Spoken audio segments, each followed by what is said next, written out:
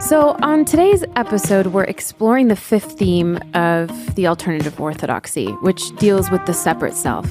Here's how it goes. The separate self is the major problem, not the shadow self, which only takes deeper forms of disguise. And how true this is. I feel like as we delved into this conversation, it got subtler and subtler about how the shadow takes more and more disguises, and when we do that, how we often separate from the whole. Yeah, I really appreciate that certain themes keep coming up, and one of them is power, control, how we try to control, how the ego tries to keep us from seeing things we don't want to see in ourselves. But also, I appreciate how shame has come up a lot, the role of shame in that it paralyzes us, and how unhelpful shame is, because it actually keeps us from looking at our shadows and seeing things that need to grow and accepting them as part of our imperfect perfection of being human. Yeah, that tendency is so toxic. And then also that thread of forgiveness of not only self and other, but the necessity of community to hold the mirror so that we can forgive ourselves and while also witnessing our shadow self. Yeah, I feel like the shame component is so strong, and many of us have received it within Christianity especially, that if we're not perfect, that there's something wrong with us, and how that, like you just said, Paul, how that perpetuates a sense of isolation and separateness. I also really appreciated that looking at this tenet allows us to see that we have to shift how we identify, that part of the path of transformation is to shift how we perceive ourselves so that we can begin to see ourselves as one through whom the whole resounds, as connected to the whole, as inextricable from the whole.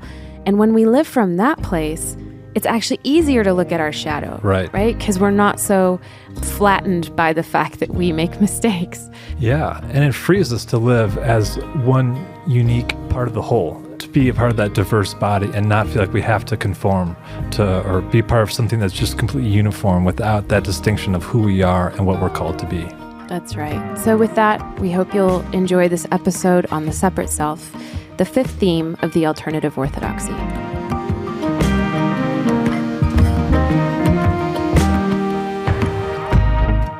All right, so we are here with the fifth theme of the Alternative Orthodoxy, which is the separate self is the major problem, not the shadow self, which only takes deeper forms of disguise. Brie, I wonder if you would kick us off, if there's any story that comes to mind that helps put some flesh on that theme. Yeah, I think when I first encountered this theme was around the time that I was trying to make sense out of the true self, false self. And it would make sense. Which of these selves is the real self? Can the real self stand up? And trying to make sense out of that, in the beginning, my instinct was to try to attack the false self, like as if I could eradicate it, as if I could just cut it out and throw it away, which in fact only made it worse, right? Because then I'm in denial of the fact that the only thing you can do is include it and welcome it as part of your humanity. But the two stories that come to mind is one, how the ego takes a further form of disguise.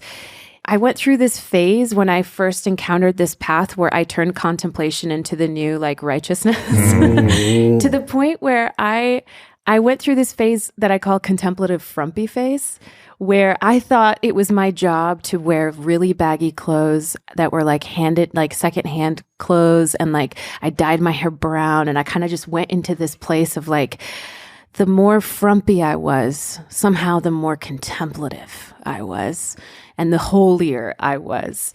And I eventually outgrew that phase, but it always makes me laugh because it's contemplative frumpy should now be, I feel, a clothing line or something. But in the process of going through that, I realized what I was doing was totally driven by the ego. Even with contemplation, I was feeling extremely proud of myself for multiple sits in the day. And the shadow self, my ego, was just taking a further form of disguise. It was still there, but it just found a new way to manifest.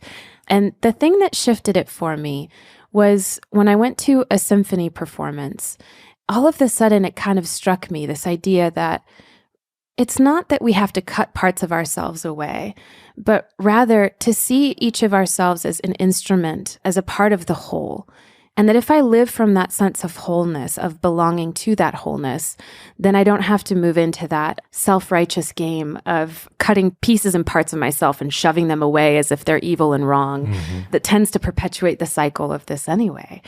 But something about seeing a symphony play and really experience it, or going to a musical like The Lion King, which I just went to recently, where you really see all of these participants joining in together in one voice, in one chord, in one symphony, it illustrates this tenet for me to understand that really it's about us recovering that sense of belonging to that whole. What about you, Paul? Well, that's a beautiful story and really helpful for me. You know, I had this strange hunch that I was going to be dead by the time I was 30 when I was a kid. Really? Just because of some family health issues. Not with me, but when I was in the womb, it was discovered my mom had cancer. So I could only imagine some of that fear and trauma being transferred to me. Yeah. And then my dad had some heart issues my entire childhood. And my brother, when he was born, they weren't sure he was going to make it. Wow. And so out of my family, I was the healthy one. So my thought was, my due is coming. For whatever reason, I picked the arbitrary age of 30. Like, yes, I'm going to die at 30. Die at 30. So what I found myself doing in hindsight was splitting myself into two. Like I don't have time to deal with any of the false self or the insecurities or the failures because I only got till I'm 30. I got to just power through. And it was just that deeper form disguise of just suppressing. And I remember when I came as an intern here and we were sitting in our internship, like sharing circle. And I said, I remember when I lived in my false self. And now I live out of my true self. You'd arrived. I'd arrived with this hubris of only, a 20-something can have, at least I could have. And that year really helped me see like there's all this unfinished business that I haven't processed, I haven't worked with, I haven't looked at, not recognizing that how I'm sure apparent that split was for everyone else to see, but I was just gung-ho with my spiritual life being the goal of all goals and denying everything else. But is that in my internship year, really being able to begin to see that my shadow was pretty large and that I needed that community to help me look at it with love, and that it's all a part of my journey. It's not just this singular. So it was just that arbitrary thing of thinking I'm going to die at 30, and then just the way that allowed me to deny so much of my life. But Paul, when you were an intern, did you rock the contemplative frump look? Were you contemplative frumpy? I think I'm still in it. What about you, Richard? I was just thinking as you both were talking, would it help the listeners if even at this point we describe the shadow self a little bit? Or have we done that already? Nope, that was our first question. So that's please, the first. Why don't you, if you don't mind. Wait, I'll wait. Are you sure? Okay. That's fine to wait, yeah. Because they might be saying, what is this that we're, I just remember that this teaching, which came to me, I have to admit, more clearly from Buddhism. But then I said, well, my gosh, Jesus is referring to the same thing, the vine and the branches, or whatever other metaphors he gave us. Just feeling a huge sense of relief when I would get offended or be hurt by some kind of betrayal or rejection or whatever. And you've heard me say this, but I did learn it by saying to myself, Richard, what part of you is hurt? And I knew it was always the separate self. The self in union doesn't easily get hurt. It's just too secure. It's too grounded. And I guess I'm not giving you one example. It's just that's happened 300 times in my lifetime, where I realize how much I'm identified with my separate Richard, teacher, priest, Franciscan, male self than I am with who I am in God. It's always a liberation, always. But it's always a letting go, too, because you've firmed up those boundaries that take the offense, the Richard self. Yeah. and you've probably been taking it seriously for 3 weeks. And then to let go of it feels like losing, feels like a defeat somehow. So that's my ongoing experience of this dynamic, I guess I'd call it. Yeah. Well, Richard, for our first question, it's going to be a complete shocker. You don't see it coming. How would you define the separate self and the shadow self? Yeah, I was moving into it, I guess, right there.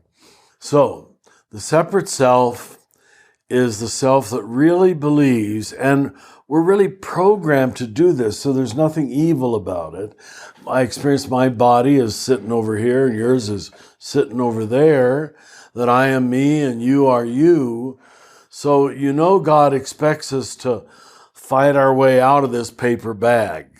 But it doesn't come naturally, because the first half of life is defining it, making it important, making it smart, making it strong, whatever it might be.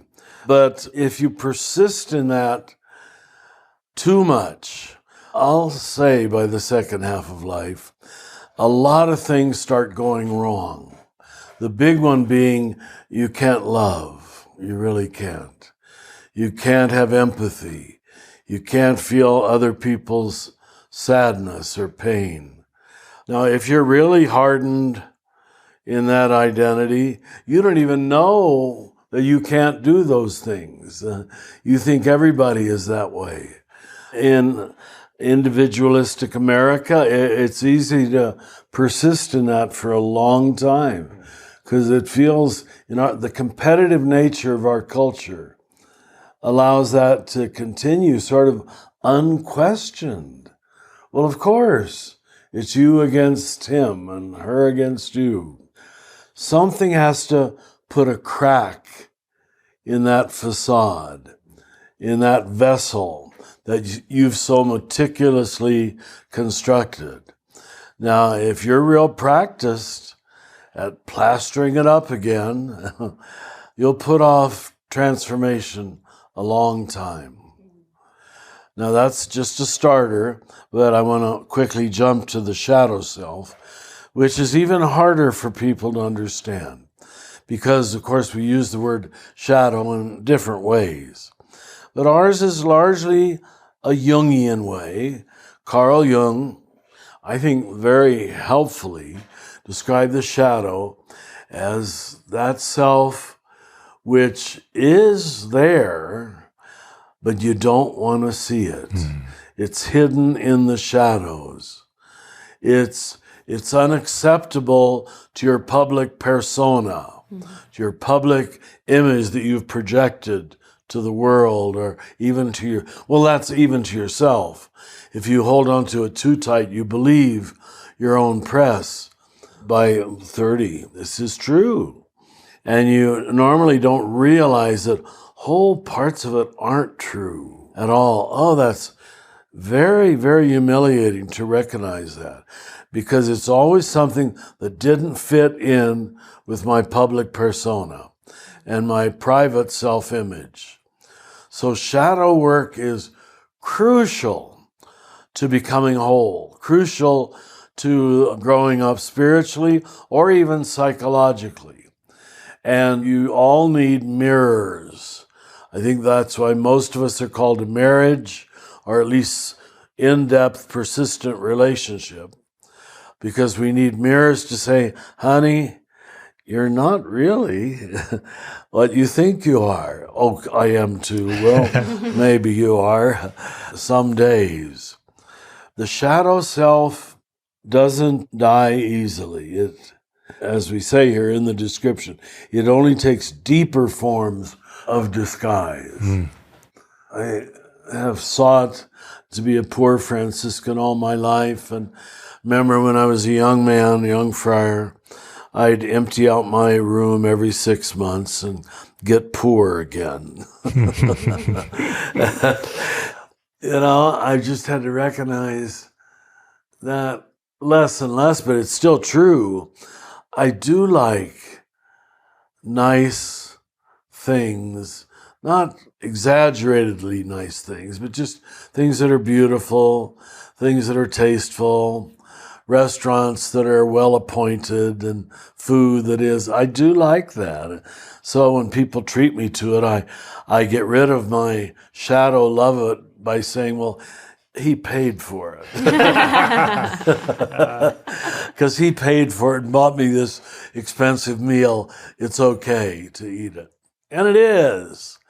But it's just having to admit that, Richard, you're materialistic too.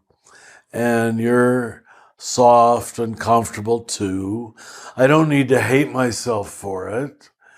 But I do need to know it. Or I really fool myself. I really kid myself. And you just can't get away with that too long. The whole key to the shadow self is it's revealed in the seeing and the deliberate seeing, which is usually out of the corner of your eye. Mm-hmm. You can't get it directly. It has to be revealed in an unguarded moment. Or in the remark of a friend that says something and you think, oh, am I really that way? Forgive me, this is really embarrassing because I've prided myself on being clean. But Elias, who helps me at the house, he said to me a few days ago, have you taken a bath recently? I said, do I smell? I said, do I really? And I whiffed under my arm. Because of all these meds I'm on, I actually do have some odors, I guess. But my nose is dead. I don't smell anything. So I made him promise to keep telling me if I...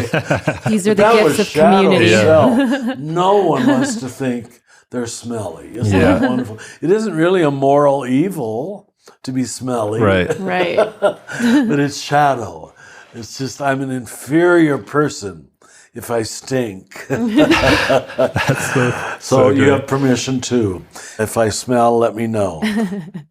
This is interesting to me, though, that the Christian tradition has often made many of us feel like our job was to fix what is wrong, to eradicate the sin portion, to by all means cut it out, fix it, heal it. Maybe not even heal it. Heal it is almost too integrated of a word for what many of us were given. Most too Christ-like. Of us, that was almost too Christ-like for our experience of Christianity.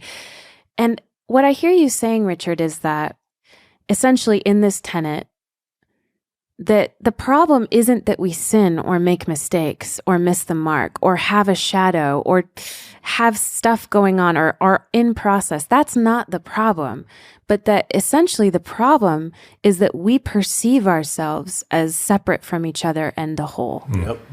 And so it shifts the emphasis then about we're not trying to fix the issues. The machinery of being human isn't the issue, but kind of update our operating system to just perceive differently. Is that right? Because the perception process seems to be what shifts or what needs to shift. No, I think that's right. And to switch to that perception process is somehow experienced as a defeat or I couldn't have missed this all that time, or have other people been seeing what I can't see? Like there's a humiliation in it. Like am I that dumb or that gross or that stupid? Do or I talk that overbearing? much? Yeah. Like, do I talk that much? Yeah. Or talk too little, whatever it might be. Yeah. When someone else names it, it's very humiliating. Yeah. If it's something you've been trying to hide real well. Right. I think one of the ways it manifests for me too, and still does, is not just not knowing how to love, but the fear of being loved as I am fully. And I think that's another way for me to, I think about Jesus saying, do not fear, do not be afraid. And that invitation is, do not be afraid to be fully loved just as you are, shadow and all, and the games we play with that separate self. I like it. Well said. Thank you. I'm Wondering, Richard, if you could share with us a little bit more about Carl Jung. You brought him up just now, No.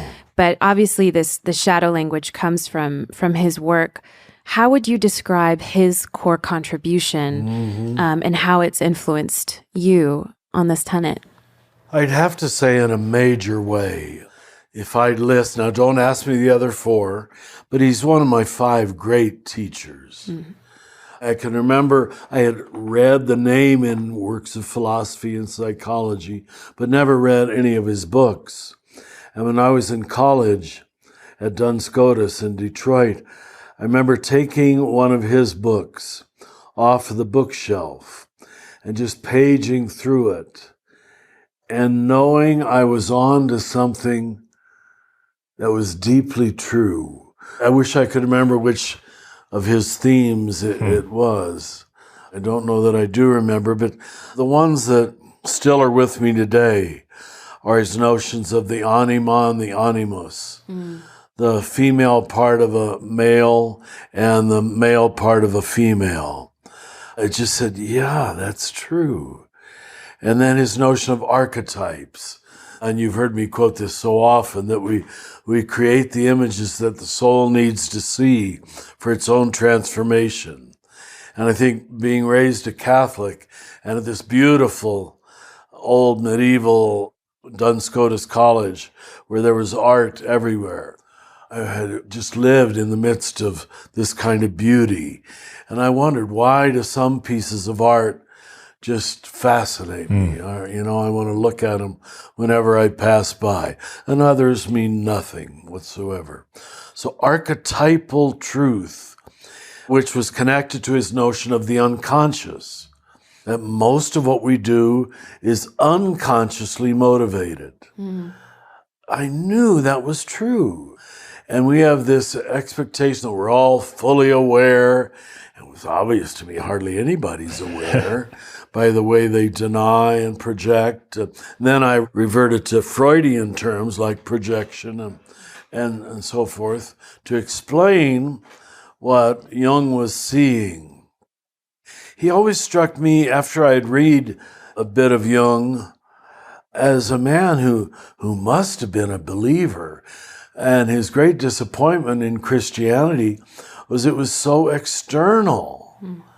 It was all just external beliefs, external behaviors. He said, there's no interior life in most Christians, Catholic or Protestant.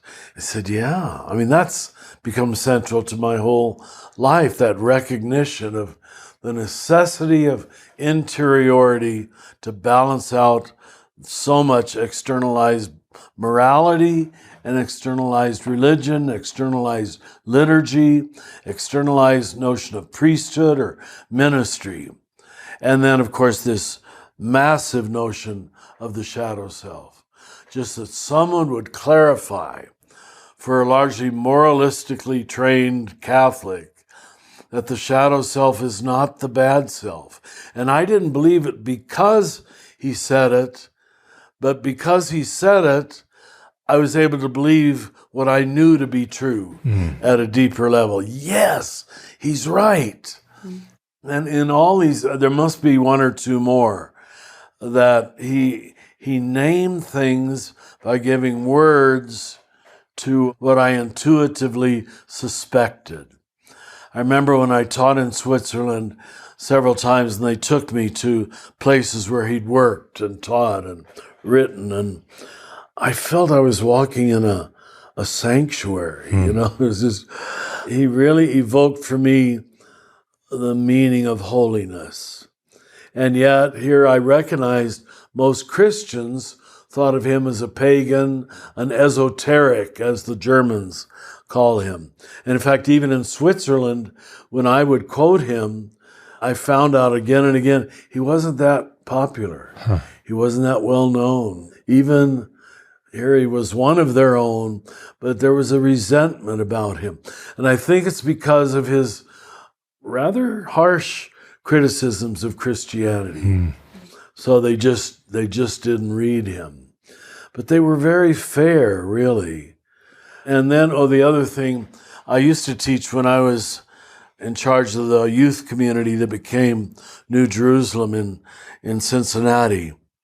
All these young people, I don't know if you have them more when you're young, but they were always coming to me with their dreams. Now, we were part of the charismatic movement, so we had fostered that, I guess. Mm-hmm. But his help in understanding that this was the way the unconscious was trying to break through. And as a young man, I had many revelatory dreams, and he gave me immense permission to trust them. And each one builds on the other. And the language of dreams is symbol. It's not literalism. And once you get one or two good dreams that really, this is your deeper self speaking, it almost cures fundamentalism. Really, it does. I bet a fundamentalist has to repress his or her dreams because they don't want to read reality as symbolic. They want to read it as literal. So they'll make any dark dream. The devil was in my dreams last night. And to say, this might have been a friend showing you what you don't want to see, which it often, if not usually, is. Yeah. Maybe that's what we should do for fundamentalists. Give them a good dream course. Dream Jungian analysts. And then it just doesn't work anymore. It's not true. Literalism. Yeah. Another name for everything will continue in a moment.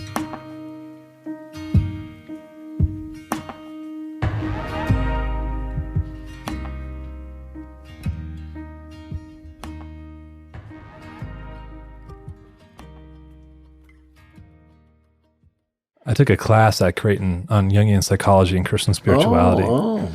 And my professor, who is now my spiritual director, really helped me with seeing my dreams as these, invitations from the unconscious to see what I'm unwilling to see. And to be able to have someone who's not telling you what your dream means, but to work with it archetypically. I mean, it literally helped me decide to get married because of a dream I had and this image of me on a rope swing, just going back and forth, never letting go, back and forth, not deciding. And below was just this big ocean of unknown. And the way that she helped me work through that dream allowed me to see the ways that I was clinging to indecision as a way to not drop into the unknown. But I think that is part of, I think what I envy a little bit in the Catholic tradition is the numerous archetypes that are available. Yeah. And in growing up in the evangelical world, there wasn't that same opportunity to see archetypes reflected back in their smallness and in their wholeness. And so I wonder if you could speak to the way that the archetypes present in the perennial tradition kind of help, I'm thinking back to that first theme, that help elucidate how we move towards wholeness. Well, if I'm hearing you, don't let me go on a tangent, but this whole idea of pay attention to images that fascinate you, that draw you in. When you go to an art museum, why do I want to stand in front of this one? What is it saying to me? You would remember, Paul, when you did the rites of passage. In the early 90s, I started collecting every postcard and photograph and from a magazine picture of men in every stance I could imagine. King, warrior, lover, magician, positive and negative, male, female, father, son, and I created 6 rather huge boards. They were probably still used when you made it. They traveled around the country and they got pretty raggedy as the years went on. But I never had to encourage the men to spend some time in front of those pictures. And I'd say, just keep looking.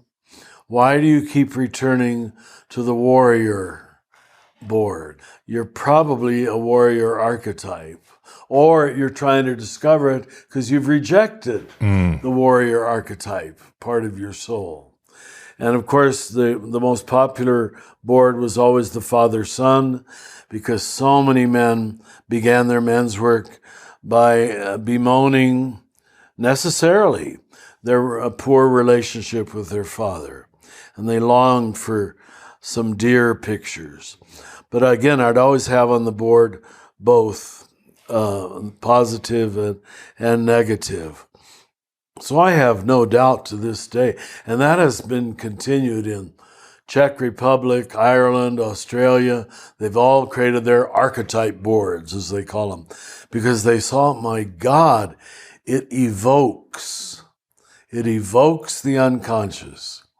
And of course, this must please a four. The I'm so power happy of right art, now. and it might be one of the greatest weaknesses of Protestantism, Yeah. that it rejected or did not understand the archetypal world, that words don't really of themselves evoke and transform you, but images do. Is that what you asked me? Yeah. I went on my tangent that speaks anyway. to I it bet. directly. But I want to say, though, that just as the separate self is the major problem for us individually, I think collectively, our spiritual traditions, the major problem is when they consider themselves separate and unique and only. That's well the need stated. The Yeah. need for a holistic view where everything belongs and all these. I love how your tenets, Richard, are building on each other, right? It's like Hope so. there's momentum here, because without the perennial tradition, I have to say our Christian archetypes are pretty lame, especially for women, because there aren't very many powerful archetypal images for us where we can befriend things that society has deemed as not socially acceptable. Things like fury and rage and energies that we're kind of afraid of. And I think I'm saying this because when you asked the question about the perennial tradition and archetypes, immediately what came to me was the Hindu goddess Kali. And, she is fearsome. She is scary. She's out there with a sword and there's blood everywhere. And she's called the liberator. She's called the mother of liberation. And that holy fire is so necessary. But it seems to me, Richard, that what's happening with the shadow self is that it connects with fear, kind of as you said, Paul. It's that which we're almost afraid to see of ourselves. Yes. Fear is a big part of it. That's right. Is that the same mechanism, do you think, as the true self, false self that Thomas Merton describes? Like, what's the relationship between, how he talks about the false self and how Jung talks about the shadow self? Some have accused me, and maybe rightly so, of conflating them too much. That false self is always shadow self. So I think they're right. I don't want to say they're always the same, but they're certainly frequently the same. False self has more a sense of shame to it. Shadow self has more a sense of shame to it. False self has more a sense of ego to it. That makes sense? That's helpful. Yeah. That's the first time I've said that. Yeah. Just now. Yeah. Wow. I wish I'd said that earlier. Yeah. Good. So that's probably why people were a bit dissatisfied when I talked as if they were one and the same. They're not totally. They overlap for sure, but it's the difference between ego and shadow. That's really helpful because it invites us then to welcome the ego mechanism, not to try to cut it out like I was saying earlier, which so the initial instinct is to fix it, break it, or get rid of it. To welcome the ego mechanism, say, yep, you're there. You're going to do that thing you do, and you're always going to find a way to show up. With shame, it's a little harder, though, because it's so difficult to see that which we're afraid to see. And I wonder, thinking on the story you started with, Paul, if this doesn't connect back to the importance of community, or I'm even thinking about confession, for instance, in the Catholic tradition, without somebody saying, hey, it's okay, you're human. That theme you've been coming back to again and again, Richard, the welcome to imperfection, we're all there. Without that loving gaze, I don't know that it's even possible to do shadow work. No, that's right. That's what I meant by mirroring. Yeah. You have to have help in that. You can't just delve in your private cave. It needs to be revealed to you. And the humiliation and embarrassment is that how I look? Is that how I'm coming across? Otherwise, you'll just, it doesn't matter. It's just a thought in the head. You're evil is a thought in the head. That's very legitimate. Community is our marriage, the smallest community, is a very needed element. And I've always said that's the danger of celibacy, those of us who live in community, but there's not one person who's allowed to mirror us. And I think that's why the tradition of spiritual directors emerged in monastic and religious communities. Because we didn't have a wife or a husband, so there better be someone you let in. Like when Father Jim O'Brien, my Jesuit spiritual director, revealed to me that I was a one. It was just so, sorry, Corey. It's like, oh, God, is that me? And I just drove back to the friary, which was about 5 miles away, just have people seen this in me all my life? And I thought it was zeal. I thought it was on time, good Boy Scout, clean and reverent. And in fact, I was probably overbearing most of my life. Well, you've heard me say this when I teach the Enneagram. If it doesn't humiliate you, you haven't grasped its truth, what you are, what your game is. Yeah. It seems like it has to raise that cognitive dissonance within you, so that and then move down to almost the wounding of the body, or like not just get stuck in the head. Good. Can you speak to how, I mean, we have these opportunities to see how we're living in that separate self, or how the shadow comes up through this mirroring. What kind of words of wisdom would you offer to those who can see it in their mind and think about it, but how do you let that move down through your entire bodily experience? Yeah. Well, you've got what I'm trying to say when I continually say you have to suffer it as a wound or as a humiliation. It can't just be head knowing. It has to be gut. I used to say you want to vomit. That's probably an overstatement, but it's like, I hope no one has been seeing this. Like when Elias told me the other day I stunk. I've since asked him twice. I said, do I stink? I said it this morning. Do I stink today? He said, no, not today. Have people been seeing this or smelling this? And I don't know it. It's, wow. That's good that really happened, because it's a very real example. Because smell is not a moral imperfection. But why are we so humiliated by it? And I mean, my mother used to whisper in my ear, you have bad breath. Go wash your mouth. Or there's wax in your ears. And she'd put her finger. And now this is probably the things ones would be offended by, but any notion of uncleanliness. Imperfection of any is kind. our imperfection. I don't think I answered what you asked. You did. I mean, you spoke to not allowing to just get rattle around the head. It's got to flow through the entire being. A cellular knowing, as you've heard me say over the years. It has to kick you in the belly a little bit, at least a little bit. And that's what I mean when I say you want to vomit. It's ugh. God, is that how obnoxious I am? You come in, Richard, and you just start talking and take over the whole table. Do I? Oh, God, I hope not. I think you've got to have a few moments like that. Yeah.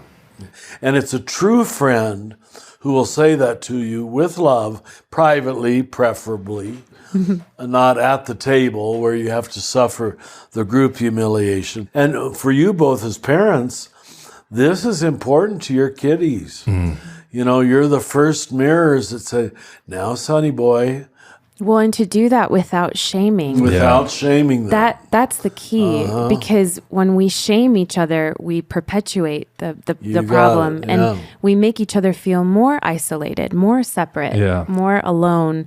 And I think culturally, that's a huge problem right now, that we have gotten so used to shame and blame as a form of attacking one another. Writing them off. Yeah. I do think that kids are also the best at telling you, mirroring back. So because honest. there's no filter. It just comes out, and you have to deal with whatever it is.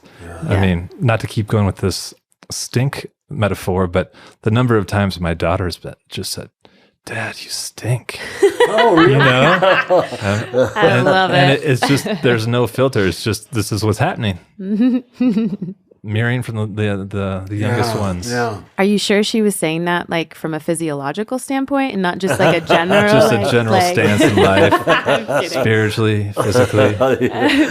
So I want to transition to talking about selfhood, because without a stable selfhood that can withstand that wounding, that humiliating process of seeing the shadow, we collapse, right? So I want to connect this tenet back to the Trinity for a second, because if we build on these, right? If we hold that reality is relational, then when we're living from the false notion of separateness, could we say that the problem or sin is living an anti-reality, or living the lie of separateness, that our choices and actions don't impact the whole, that we're not accountable to the whole? Yeah, we refuse to accept the implications of connectedness. You know, it's very interesting that our central sacrament of Eucharist, or communion, as you very well call it, is naming the whole deal. Go to communion. Go to communion. Yes, go to union. Go to the place of union. And you transfer the bread to another person. Even the action of the ritual is relational. We're always told, I hope I don't offend you, in your churches, do you pick up the bread yourself or pick the cup yourself? Growing up, yes. Now, in the Mennonite community that I'm part of, we go and there's an exchange. It was always insisted. It must be given to you and you must receive. That was correct, I think. But I know there are churches who just pick it out. That it maybe seems like a small thing, but the symbolism of relationality is lost. Yeah. Yeah. Well, and then it seems like that's the stable selfhood then, is the relational self, the communion selfhood. Excellent, yes. The selfhood that most reflects the Trinity, that understands that we are inextricable from each other, and then can mirror back to each other these things with love.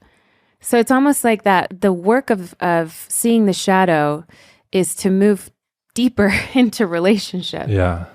I'm thinking back, I think it was when we were preparing for this episode, Brie, we were talking about the image that we both grew up with. It was an evangelistic tool where there's like two cliffs. On one side it's you, the other side is God, and then the cross is the bridge. And the flames of hell were licking up around the cross. Yes. Yeah. And so it was that need of the cross to get to God. And it was like a one-time transaction. One-time transaction. Think that only deepens the separate self when that's the kind of theology that you're raised with, is you don't see that it's a continual need for communion, continual need for reconnection. You named it very clearly. So many people, as you know, learn visually or by a geometric symbol or sign. Yeah. And that's why you've got to get it right. And we had the little milk bottle with little flecks of black in it. And that was the Catholic who had sinned. They were basically white, which even is racist, right? Of course. But there were little flecks in the milk bottle. This was the old Baltimore Catechism. That is terrible. It's terrible. Yeah. And then when you committed a mortal sin, you basically had chocolate milk. You know, it was. Oh God! We only discovered, after Vatican II, that this document that formed several generations of American Catholics, the Baltimore Catechism, was written by a not so theologically educated Monsignor from New Jersey, and that he was given that kind of authority to come up with those kind of symbols. I mean, there's metaphors that limp, and there's metaphors that are just tragic, like your cross your transaction. Oh, man. Yeah, walk. That image is burned into my brain. Yep. I wish it wasn't. Oh, God. This would be a good time, I think, to talk about unity and diversity in this. Okay. So, knowing that transformation of the fallacy of separateness doesn't just squash diversity. Yep. Can you speak to how that plays into this theme? Yeah, I think one of the major ways, now if I don't speak to it, come back to me. One of the major ways the shadow is created is that we feel if we're not like everybody else, this starts when you're a little 2-year-old, 3-year-old, you must conform to gain other kids' approval. Mm-hmm. And any kid who is a little different will be made fun of, publicly shamed, and that's the last thing a kid can bear. So that grows into its mature form of confusing uniformity with love. Love, which leads to true unity. And the basic symbol is the love of a man and a woman who are different, who are not the same. You don't overcome the difference. You bridge the difference by communion, connection, forgiveness, patience, all the great virtues. So it's still the same game, this fear of not belonging. And so, without any doubt, the minor seminary, the major virtue we were taught in high school, of course, they had 200 teenage boys, and they had to keep us under control. The major virtue was obedience to the laws and punishment of a minor nature for not obeying the rules or the laws. When I first saw this, I really wanted to cry. Think of all the classmates that left, who came to the seminary to be good Franciscans, I'm sure. But they weren't taught love initially. It increased as we went along. We were taught conformity and obedience and loyalty to the church, to the order, to the seminary, or whatever it might be. Why didn't someone see that? That this isn't going to create the kind of pastoral ministers we need, because if they don't make that breakthrough before they're ordained or get out of the inner formation system, they're going to treat people the same way. The important thing in the Mass is that everybody conforms, kneels, stands, makes the sign of the cross, and there are priests that way. And I can't hate them. I realize they bought the game of conformity.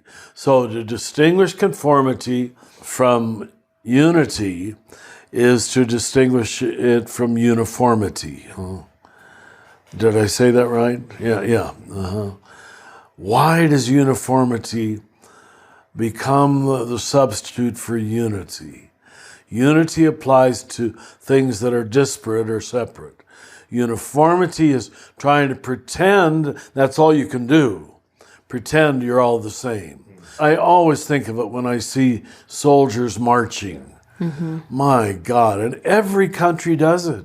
And the more perfectly you can conform to that march, it must take warriors or soldiers a lifetime to get out of that notion of life. How do they go home and raise their kids? Yeah. If they've been marching around uniform matter and even wearing uniform. Right. Yeah. Oh, it's not good, spiritually speaking. I'm not saying it's wrong, but it's dangerous. Yeah. My dad spoke of his military experience where he said that he was broken down to who they wanted him to be. Because it helps build a much easier, more efficient machine versus a diversity within a cohort. Yeah. Well, and it seems like there's a relationship, again, between power over and power with, because conformity seeks to control what we're afraid of in our differences. in our uniqueness. There you it's, go. It's trying Yeah. to manifest and flatten and seek to have that sense of certainty, because diversity and creativity and the unknown and unknowing and mystery are all scary. Like, the mystery of How not could they seeing, not be? right? The Yes. mystery of not being able to see our full shadow, the mystery of not being able to name God or understand or fully describe God. So we create these images of God that provide us with a sense of uniformity and conformity, and we can control. And I'm thinking about, as you're speaking, about just the damage of purity culture and how that was kind of weaponized as a tool to shame, especially for women. But, all of us, I think, have suffered from that purity culture within Christianity. And I wonder if you could talk about that as a little bit, that as a shadow side to Christianity. It's part of the shadow that we're maybe needing to bring to the light, to say, you know what, how we went about this was deeply damaging. You remember, was it the first day when I talked about Ken Wilber, cleaning up, growing up, waking up, showing up? In my experience, I hope I'm wrong, the vast majority of religion stays at the level of cleaning up, purity codes. Thou shalt touch this, thou shalt not touch that. Immense concern for not stinking. Let's get back to that again, which makes some kind of immediate sense, because it appeals to our sense of I'm a superior being, I'm clean. The rules of the Boy Scouts and Girl Scouts were very much built on that, and I was a Boy Scout. I'm not putting it down. If that's merely the first level, we have to watch how much of our religion is concerned with cleaning up, which is usually appearances, not being, but appearing to be. Growing up is what breaks that all apart, where you see, my gosh, even when I think I don't stink, I know in my own mind I still do. Do you understand? That I've had very petty thoughts today. I've had thoughts that I'm ashamed to admit to anybody. You mentioned confession before. That was the church's way of saying there's got to be some place you can say it, or it will fester and it will take over. Yeah. I think there's a freedom too when you are able to drop purity being like that, the forefront goal. And I think the image of the body of Christ is so helpful then, because I don't need to be the mouth. I can be the pinky, like I'm called to be, or whatever it may be. Like when you see that the wholeness is the goal, you can just play your part within the body. You're such a healthy 9, but you're a healthy person. That's true. I have my role to play, and I don't need to be everything. I can't be perfect by definition.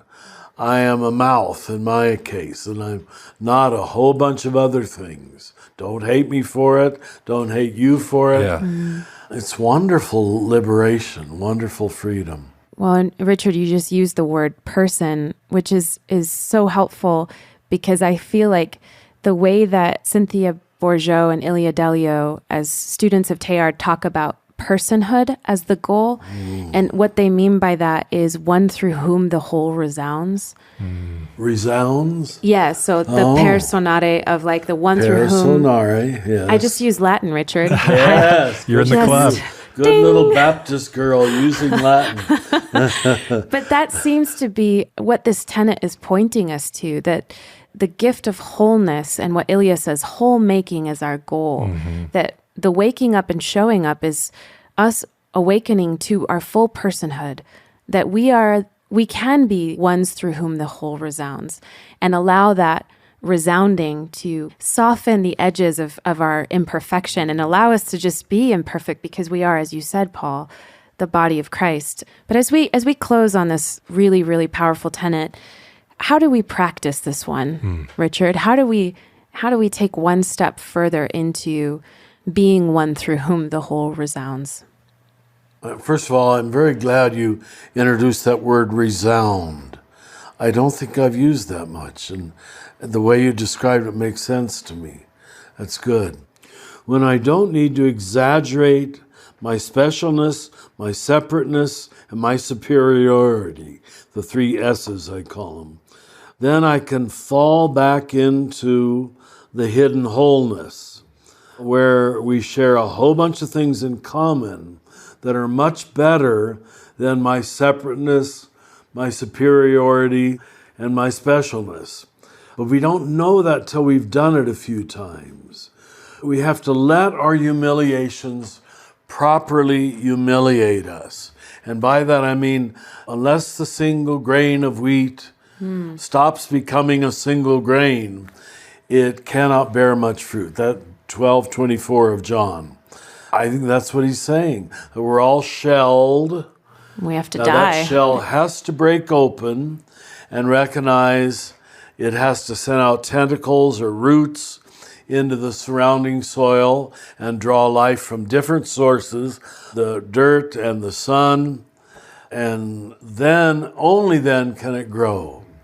That's a good metaphor. I can see why Jesus used the seed metaphor so often.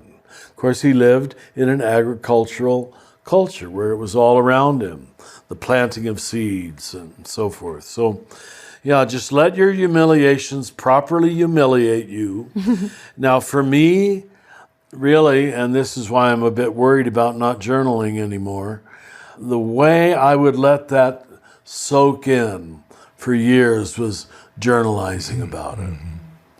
I'd go home at the end of a day where I felt like shit, forgive me, and try to process, why are you so humiliated or angry or resentful or discouraged, but you're disheartened somehow. And an ability to clarify it to myself was just very healing, because I would normally recognize I was not a malicious person. I was just like a weak person, a stupid person. Weakness and stupidity you can accept easier than malice. Yeah. And sometimes a smelly person. A what? Sometimes a Sometimes a smelly person. Elias is going to love to hear this, how he helped my lectures. Well, Richard, I feel like you're inviting us to embrace our mortifications as opportunities to die, which is like what the word really means, but to us to see these humiliations as the grain breaking open and to allow it to just be like, okay, yep, that's happening. Next time I stink, I'm just going to tell myself that I'm breaking open. That's right. Breaking open. Well, should we look at some listener questions? Let's do it. Hello, season 4. Here's my big living school contemplative question. I find myself always trying to do life correctly and hit that magical mark, whether that's Christification or enlightenment or inner peace or nirvana. And I've heard Richard say, many times we're not punished for our sins, but we're punished by them. And I have to wonder then is if we're experiencing life where it's suffering, is life then punishment?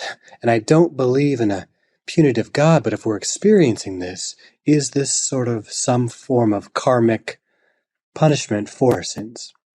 And I know that the word sin is to miss the mark. And so my question is, what is the mark? And if Christ is another name for everything, then what is not the mark? Thank you for considering these. I almost want to start just by saying we need to make a distinction between the kinds of suffering that are a natural part of life, that are the part of manifestation of this plane of creativity and life and death and these cycles that we're given. And then there's the suffering, the additional suffering that's created by us, by our choices.